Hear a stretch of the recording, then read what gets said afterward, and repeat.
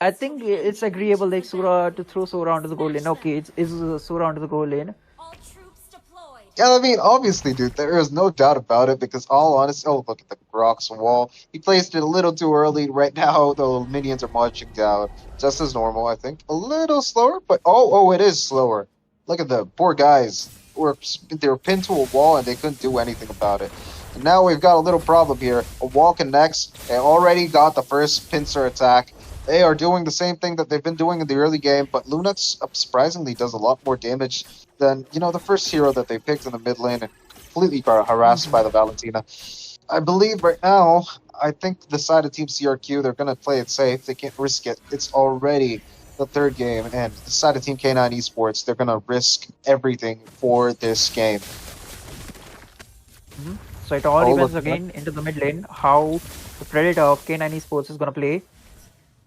But the poke coming in from the Kaja and Lennox is more than enough to for Grok to handle it. Rudius is now in some dire situation. Is still able to zone it out pretty well, but look at Jazz is trying to provide a lot of information right now.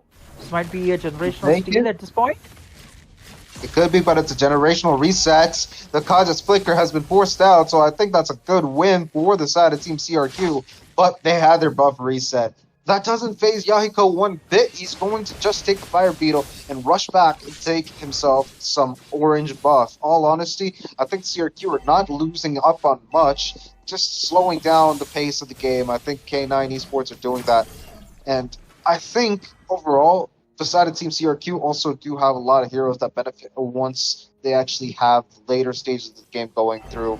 So CRQ might just have an advantage later on. Early game, they're just playing no man's game. They're just playing it safe. Look at that.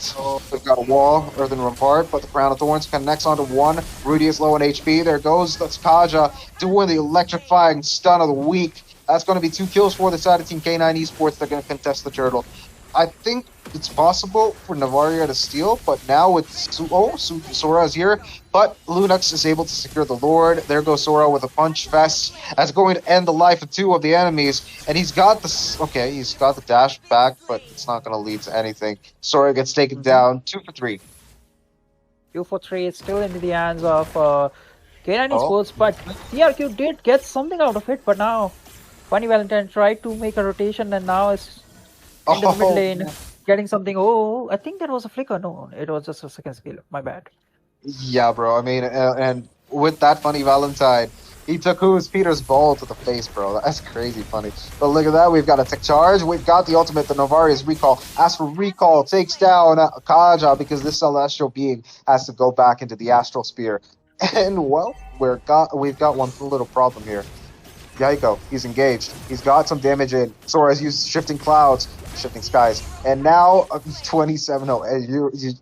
Rudius secures the kill with the help of his teammate. The side of Team CRQ getting the advantage again, but look at that. We've got the Chaos Assault. It's going inside the tower. Brock, he does not connect the Mighty Swing because, Brilliance played the biggest part in that.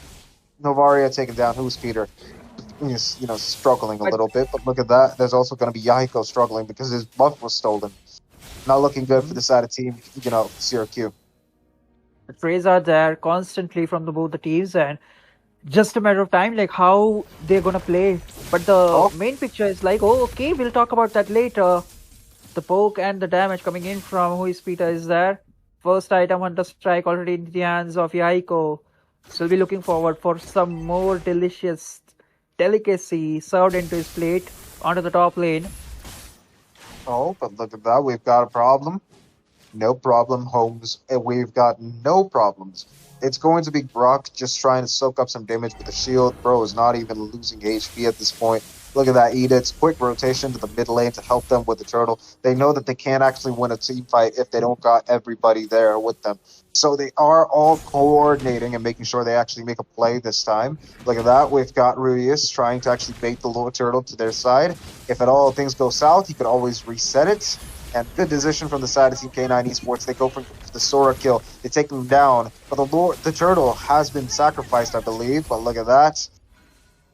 No steal from Kaja whatsoever. I actually kind of expected that. They lost the turtle, but they got Sora. And My name is Fig. What can I do? Unite the tribes. Revive the council. For the side of Team CRQ. It is, but overall the trades are there. Goal is still into the hands of K9 Esports. It was equalized, and now Gonigon trying to look for a kill. He burns out. It does not burns out a flicker, but that was the ultimate. He could make a play, but the call was there. Like the whole team of K9 Esports is just gonna march down at the bottom lane, so it's better to retreat or make the disciplined move. But Rudius is just trying to be.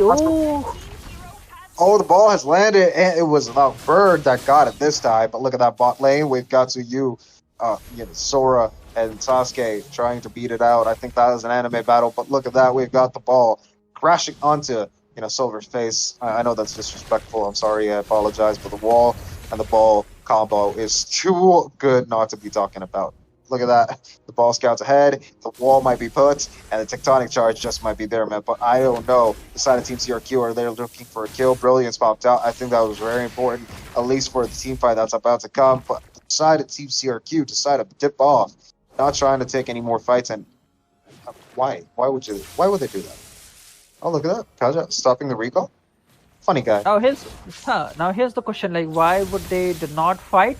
It all depends on Yaiko, because he needs the Mountain Shocker to go for the team fight, and the whole team fight coordination or the potential comes along with the Gonigon alongside Yaiko. So both of them needs to be present at the time. But Divine Judgment immune! Bro, that was two amazing spells taken out of the picture. There goes Sora with the flicker. He's punching in the air. But he gets 2 kills possibly. There goes Lunox 2, and that's going to lead to one more. Funny Valentine, low on HP. He's going to take the tectonic charge in his face, and that's going to be another kill. Even though they lost the turtle, they got 3 kills, and it's possible they're going to get a tower in the bot lane too. They're rotating back to the mid. We've got right now Yahiko trying to do something, but hey, the wall might be there on the face, and there goes Mighty Swing. There goes a kill. Silver taken down. 4 kills for the side of Team CRQ, and 1 tower. Goal lead, which was once K9 was capitalizing, is now into the hands of CRQ. With a big blunder, a 0 for 3 trade. They did try to go with the trade-off with the turtle, but eventually Silver falls again. The Mountain Shocker into the mid lane. The buff was stolen, but the Mountain Shocker was just there to actually put some pressure on the enemies. K9 cannot afford to make any mistakes right now with the Mountain Shocker being used. They are actually targets for any assassination attempt for CRQ. So they decided to go back instead. Good decision on their part. Side of Team K9 Esports, they're taking a big L in most fights, but they are showing promise. Oh. Endless Battle now been equipped for Yaiko. So he's going to be dealing a lot of damage, and there's go. Rudius getting the Radiant Armor. So the burst coming in from the Predator of K9 Esports is not going to be that lethal at this point, but he makes the perfect item at this point. Like, he has the glowing one alongside the I forgot the item name. But look at that, we've got a connection with the Crown of Thorns. 2 people caught in the air. Grok taken down by Lunox, no who else. And there we go, Sora. He forces out the Brilliance ultimate. The Mountain Shocker has been used. Not Mountain Shocker. Which that was Edith. Okay, yeah, that was Edith. I thought that animation was the Mountain Shocker. But the whole idea about Edith on the DXP lane, I'm still not able to process it. Like, in terms of late game, magic damage is going to be there. So, is it just they need some more of a magic damage? They go with the Edith. Now that makes sense if you are going with the Novari into the mid lane. The burst and constant poke is there, but to balance it out, you go something with a magic damage. What happened, bro? That was an absolute mess up there. Kaja just messes up that flicker. He was trying to get the Divine Judgment, but he does not connect it. The side of Team CRQ take advantage of this, knowing that Kaja does not have flicker, cannot be he's predictable now. He's going to be forced not to use the ultimate, and there goes the Astral Recall. We've got the ultimate, the Chaos Assault. He's doing damage, but hey, Edith is surviving for the life of him. He's able to do a lot of damage, but the Crown of Thorns chases Edith. One of the amazing play from Edith. He steals the Lord, but Sora making the play of the century. He's just jumping in, making sure a few kills here or there. That's not going to be a triple. Oh my god, dude. Edith just left that. And hey, I think Alice is trying to do his best. Highland Bush trying to run away. One of the only two people alive. I think it's important to stay alive, but the Lord must be down on their base. It's going to be a very risky thing to say. It was a triple kill for Gonigon, and it was all over the Bloods. The Divine Judgment. It was used on 27, so not the whole CRQ, they're just waiting for Kara's Divine Judgment to be popped out right after it. Go with the massive bloodbath. The flicker plays, not the flicker plays, but the tech charge coming in from Rudius was so on point all 3 games. This Grok is trying to be a constant menace. So again. Oh, Thrown of Corn. Thrown of Corns, it seems. Thorn of Crowns is going to lead to a catch, but nobody follows through. Sora just jumps in. He gets the Shifting Skies. The Thunder Form absolutely demolishes the HP of K9 Esports. They're going to lose the tower in the mid lane. The bot lane's HP has been penetrated, and the mid lane's Holy Blast has been taken out too. The side of Team Crux Requiem, they make so much progress with just one Lord. They're trying to make sure all inhibitors are taken. No, inhibitors are exposed. Progress after progress. Yaiko gets the Blade of Despair. The burst potential is quite something. Brilliance out of the option for the Predator at this time. And so is the tier 2 top tower. K9 Esports forced them back to the base. The whole map control is right in the hands of CRQ at this point, and Jazz is still looking forward for the flicker play. The question is, who is the valuable target at this point? Because if he goes for the Polygon, he's just going to escape with the Shifting Skies Thunder Form like he immune the previous time. But he does have Flicker. He could catch the Novaria, but look at that Astral Recall into the ball. That is an absolute miss, but a good attempt whatsoever. The side of Team CRQ, they're camping outside the base of K9. They're trying to make sure they get enough vision as to where the enemies are. The minions providing the top lane vision, while Grok being a ward. Bro is just hiding among the rocks trying to be an imposter. He's trying to scout out where the enemies are, give you a big, option of the side of Team Crux Requiem to take down the Lord if at all it spawns later on. But look at that, Grok gets caught by the Divine Judgment. That's going to be Crown of Thorns. He's going to be able to immune that, and there goes Shifting Skies Sora jumping in with that beautiful combo. And that's a lot of punches, but Sora takes down a lot of damage, gets the immortality, pops off. We've got Yisun Shin trying to do some damage at the backline. Sora, after coming back up alive from the dead, is able to take down the Alice, and that's going to be a very important kill because that's going to lead to a Lord for the side of Team CRQ. And hey, I think that's not going to be possible. Okay, Yaiko trying to run away. He's able to. That was a surprising escape from Yaiko. I thought that Lunox was able to burst him down fast enough with the Chaos Assault, but not a chance. Yaiko stays alive, and that's it's kind of sad, but it's all right. That's right. Now, for the victory, if K9 wants to make their whole, the ticket for the victory is to constantly Divine Judgment and punish down this Rudius as soon as possible. And again, they go with this kind of a play. Lunox.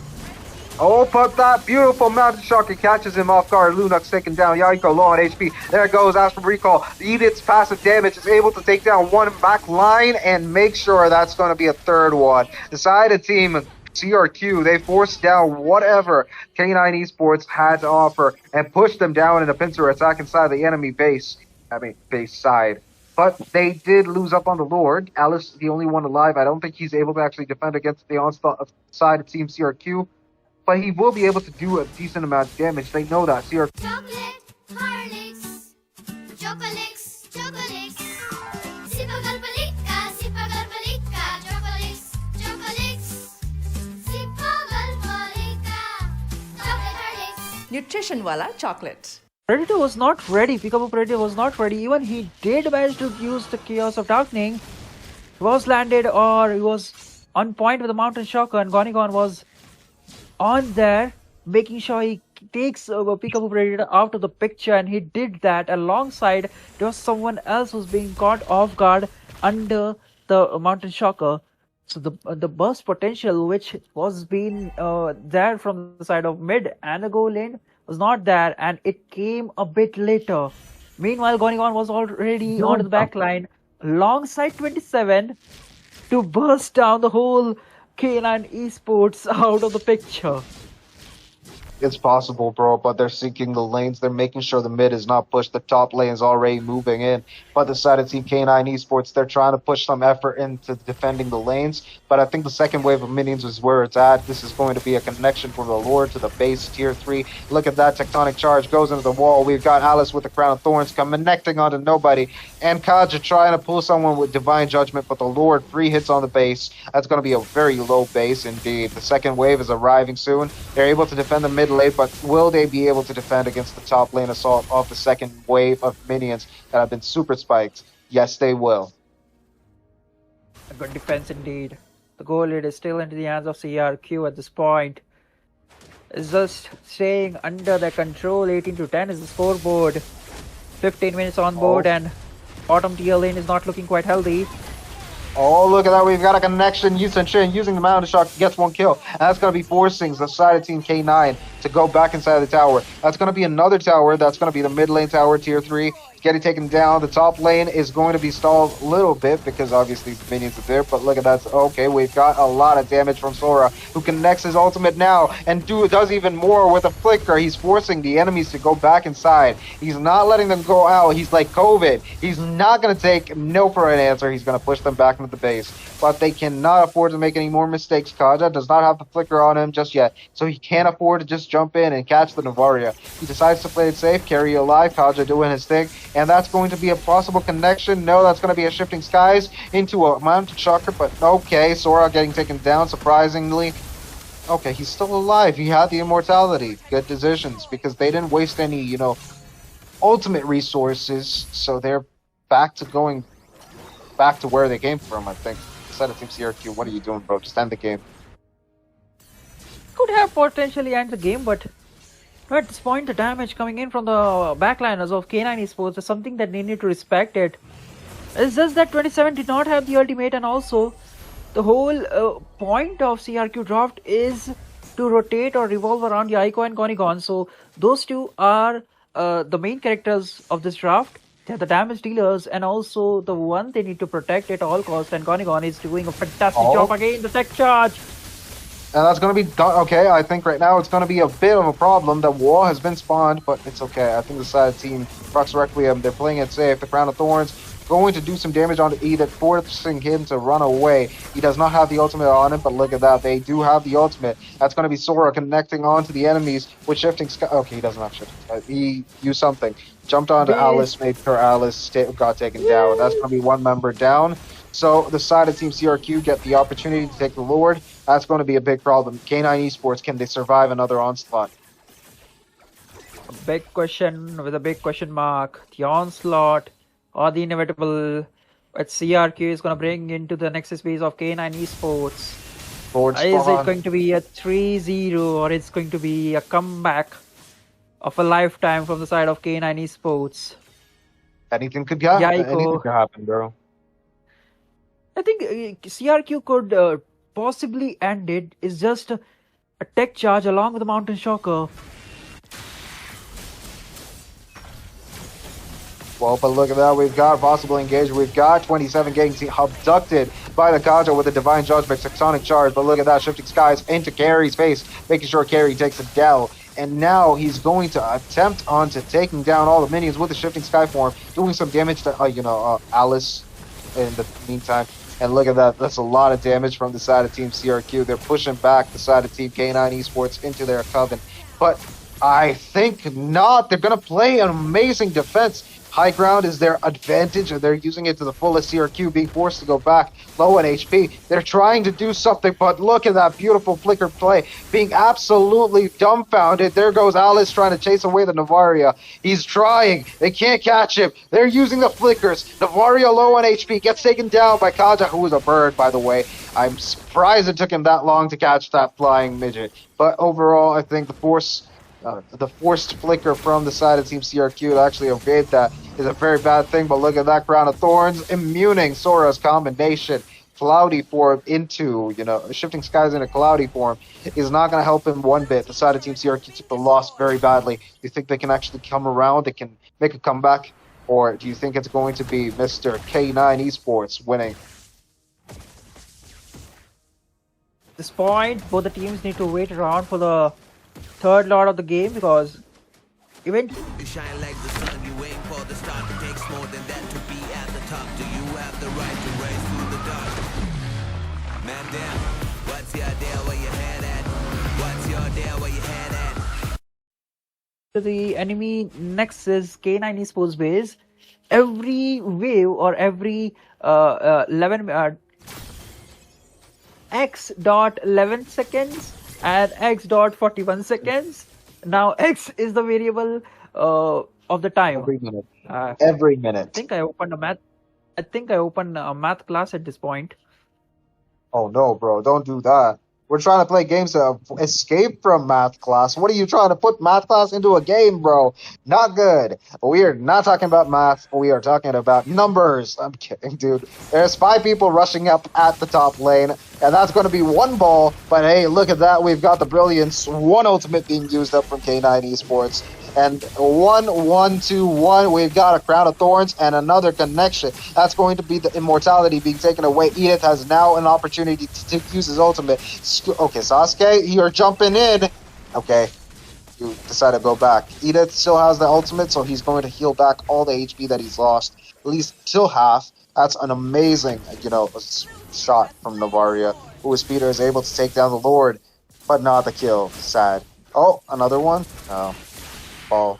If that has connected, like Pikachu Predator was on point, like he was forced to use down the Brilliance, or he would be dead, and that would cause K9 Esports a big problem. The third lord is on point. Oh, it's the fourth lord of the game. Oh, you're finally realizing it's the 4th Lord. It's actually past 18 minutes. So it's a very strong Lord. It's an evolved Lord. It's going to do a lot of damage. They are now trying to actually sync up the lanes. They're putting some pressure. The mid lane is not being cleared. I think 27 got the memo. But look, Kaja's trying to pull at least one of the enemies down so they can actually attempt for 1 takeoff before the fight even commences. But look at that, Tectonic Charge catches it too. Lunox getting taken down. That's going to be a beautiful play from Grok, giving Zovaria 2 kills.